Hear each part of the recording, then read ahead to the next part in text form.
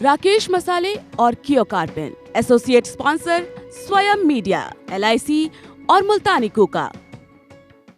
लेकिन आम आदमी कह रहे हैं कि नहीं, इस बार कांग्रेस नहीं है, इसके बाद इस बार हमको मौका देगी उत्तराखंड की जनता आम आदमी पार्टी को। सपने देखना सबका हक है। और देखिए 5 साल यहाँ के उत्तराखंड को समझने, यहाँ के गाढ़ गधेरे दिक्कत, यहाँ की सांस्कृतिक विभिन्नताओं को, भौगोलिक विभिन्नताओं को और दूसरे लोगों के स्वभाव आदि सब चीजों को, जमीनी हकीकतों को समझने के बाद यदि कोई पार्टी क्लेम करे तो उसकी बात समझ में आती है। अभी तो इन्होंने सारा इसका भूगोल भी न नापा है उत्तराखंड का। और ये क्या उत्तराखंड वालों को ऐसा समझते हैं कि बिना जांचे परखे, बिना सोचे विचारे इनके हाथ में सत्ता सौंप रही है? तो ये बहुत ही गलत एस्टिमेशन कर रहे हैं और जनता के समझ का अपमान कर रहे हैं। रावत जी, कुछ दिनों पहले इस तरह की खबरें थी कि आपकी आला कमान से नाराजगी है और शायद आप फ्री हैंड चाह रहे होंगे, इस बात को लेकर नाराजगी थी, इस तरह की खबरें थी, इनसे इनकार नहीं किया जा सकता। क्या अब वो नाराजगी दूर हो गई है? नहीं, मेरी कभी नाराजगी रही नहीं। आला कमान तो जो हुक्म हो हम तो उसको हमेशा मानेंगे, लेकिन कुछ व्यवहारिक कठिनाइयां थी वो मैंने सामने रखी। यदि उसको सामने रखना नाराजगी है तो मैं समझता हूँ ऐसी नाराजगी को शुभ समझा जाना चाहिए, क्योंकि हम जीत के रास्ते में जो चीजें दिक्कतें कल पैदा हो सकती थी, उन्हीं दिक्कतों को तो मैंने बताया। मैंने कहा भाई आप हमको चेहरा कहते हैं लेकिन सहयोग नहीं मिल पा रहा है, तो सहयोग मिले, सब मिल करके खड़े हों एक साथ और तभी तो लड़ाई लड़ी जाएगी। तो ये सुझाव देना यदि बगावत है तो फिर तो बिल्कुल सब ठीक है। पहले भी ठीक था, कहीं कुछ बात नहीं थी। यदि कुछ बात होती जी, कुछ बात होती तो खाली ट्वीट थोड़ी करता। नहीं, देखिए बीजेपी तो 60+ का दावा कर रही है। बीजेपी तो कह रही है कि 70 सीटें हैं उत्तराखंड की विधानसभा में, 60 से ज्यादा हम लेके आएंगे।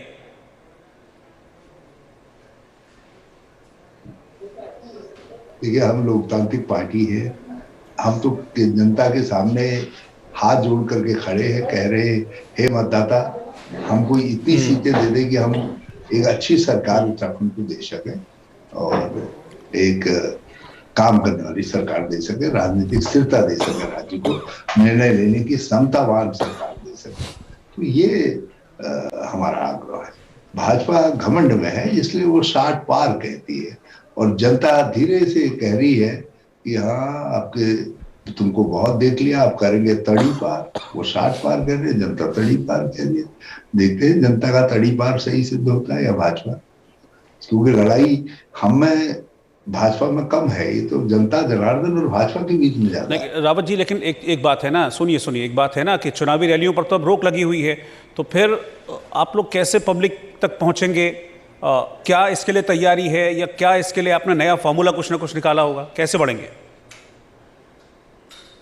हाँ, हमारी तैयारी बिल्कुल मुकम्मल है और हमने ऑलरेडी ऑनलाइन एड्रेस स्टार्ट कर दिया है। कल मैंने 11:15 बजे ऑनलाइन एड्रेस किया था, उसमें शुरू में ही 20,000 से ज्यादा लोग जुड़ गए। अब तो लाखों लोग देख चुके हैं। तो लोग ऐसा नहीं है, कांग्रेस का और कांग्रेस के संवाद का उत्सुकता से प्रतीक्षा कर रहे हैं। थोड़ा सा एक दिक्कत है कि हमारे राज्य के बड़े हिस्से में इंटरनेट कनेक्टिविटी नहीं है। 50-60% हिस्सा ऐसा है जहाँ कनेक्टिविटी या तो है नहीं या तो पुअर है। तो वहां के लिए इलेक्शन कमीशन को कुछ सोचना चाहिए, क्योंकि आखिर राजनीतिक दल पॉलिटिकल जनता के सामने नहीं जाएंगे तो उनका मत देने के लिए मन बनाने में मदद करना हमारा दायित्व है। तो वो दायित्व हम राजनीतिक दल ठीक से निभा सके, उसके लिए कोई प्लेटफॉर्म निकालना चाहिए, जो डिजिटल प्लेटफॉर्म के अलावा कोई तरीका और निकालना चाहिए। नहीं रावत जी, देखिए कांग्रेस को ये लग रहा था कि जो देवस्थानम बोर्ड है उसका मुद्दा बनेगा, लेकिन कांग्रेस बीजेपी ने वापस ले लिया वो इशू। तो इससे कुछ नुकसान हुआ, कुछ स्ट्रेटजी में फर्क पड़ेगा आपकी अब बीजेपी के स्टेप के बाद? बिल्कुल नहीं मिलेगा। इतना हुआ कि जो गुस्सा निरंतर चल रहा था वो गुस्सा जो है लोगों ने अब मन में रख लिया, लेकिन देवस्थानम बोर्ड भंग करने का निर्णय लिया, इस बात को लेकर के, गलत डिसीजन को लेकर के लोग जो आक्रोशित थे वो लोग दंडित करेंगे, दंडित करेंगे। ये अलग बात है कि जो गुस्से का कारण था वो थोड़ा अलग हट गया, मगर इससे गुस्सा समाप्त तो थोड़ी हो गया, क्योंकि लोगों के मन में ये सवाल तो है कि तुमने देवस्थानम बोर्ड भंग कर दिया और बिना ये समझे कि इससे किसकी भावनाओं को ठेस लगी। ये जो कोविड का टाइम था रावत जी, कोविड का जो टाइम था, इसमें हर स्टेट गवर्नमेंट ने सत्ता विरोधी लहर का सामना किया, लेकिन बीजेपी का कहना है कि हमने डट के मुकाबला किया। तो क्या इसका कुछ नुकसान आपको होता हुआ दिख रहा है भारतीय जनता पार्टी को? आप क्या समझते हैं वही हम भी समझते हैं। दिल्ली में कितना कोरोना से किस तरीके से मौतें हुई, ऑक्सीजन नहीं मिली, बेड नहीं मिली, दवा नहीं मिली। उत्तराखंड में देश में दूसरे नंबर पर सबसे ज्यादा मृत्यु दर थी, जो प्रतिशतवार मृत्यु दर उत्तराखंड में सर्वाधिक थी कोरोना से। तो लोग इसको भूले हैं, लोगों ने अपने प्रियजन खोए हैं, अपने जानने वाले खोए हैं। तो लोगों के मन में एक गुस्सा है भाजपा के प्रति, और वो भाजपा के प्रति गुस्से को चुनाव में निकालेंगे हर हालत। अच्छा, एक चीज़ मुझे बताइए, अभी हाल ही में प्रधानमंत्री नरेंद्र मोदी केदारनाथ आए थे। आपको क्या लगता है कि पीएम का आना बीजेपी के लिए एजेंडा सेट कर गया उत्तराखंड में? देखिए, केदारनाथ जी का आशीर्वाद तो सारे जनता जनार्दन विश्व के साथ, दुनिया के साथ, पूरी मानवता के साथ है। वही तो इस सृष्टि के धारक हैं। मगर भाजपा जैसे जो दुष्ट पार्टियां हैं उनको पनिश करने का काम, दंड देने का काम भी भगवान शिव ही करते हैं। तो हम तो सब लोग भगवान शिव से कह रहे हैं, भगवान प्रसन्न हो और अपना तीसरा नेत्र खोलो, ताकि ये जन विरोधी, गरीब विरोधी, मजदूर, नवला, सबके जो विरोध में, किसानों के विरोध में जो पार्टी खड़ी है भाजपा, उसे लोगों को मुक्ति दिलाओ। अच्छा, मुझे ये बताइए, मुकाबला किससे है? मुकाबला किससे है? नरेंद्र मोदी से मुकाबला है उत्तराखंड में, पुष्कर सिंह धामी से है, या फिर जैसे डबल इंजन की सरकार कहते हैं तो ऐसे ही दोनों से भी मुकाबला है? सत्यता ऐसा है कि हमको जनता के विश्वास को जीतने के लिए ही प्रयास करना है। जनता को ये विश्वास होना चाहिए कि कांग्रेस बहुत सीरियसली चुनाव लड़ रही है और पूरी तरशक्ति से लड़ रही है। यदि हम ये विश्वास दिला पाए तो हमारा मुकाबला इनमें से किसी के साथ नहीं रह जाएगा। ये मुकाबले से दोनों पार्टियां बाहर हो जाए। एक हम लोकतांत्रिक दल हैं, जो दाता दे दे उसको हाथ जोड़ करके प्रणाम करेंगे, कहेंगे धन्यवाद आपने दिया। हमें पूरा विश्वास है कि लोग हमको एक बहुत अच्छा बहुमत देंगे इस बार, ताकि हम। रावत जी, मुझे एक फाइनल क्वेश्चन आपसे पूछ रहा हूं। मुझे बताइए कि कांग्रेस क्या फिगर एक्सपेक्ट कर रही है, क्या आंकड़ा एक्सपेक्ट कर रही है उत्तराखंड में अपने लिए? कॉन्फिडेंट तो बहुत दिख रहे हैं आप।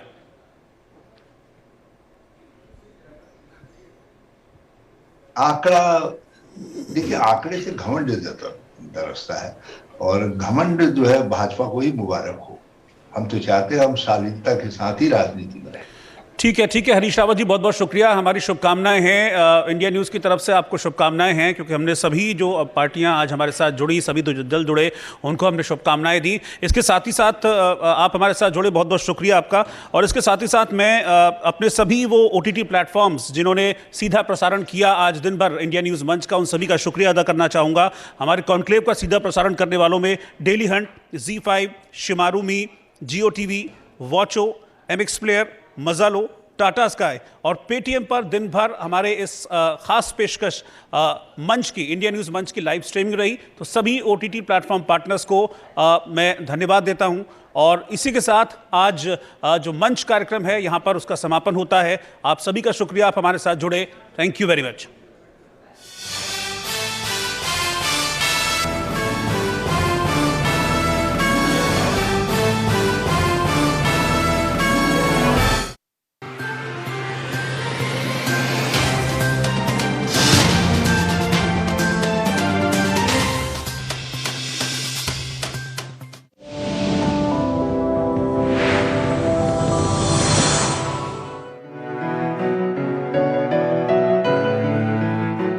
बेटा, तुम्हें अपना मास्क नहीं उतारना चाहिए। माँ, परेशानी हो रही है।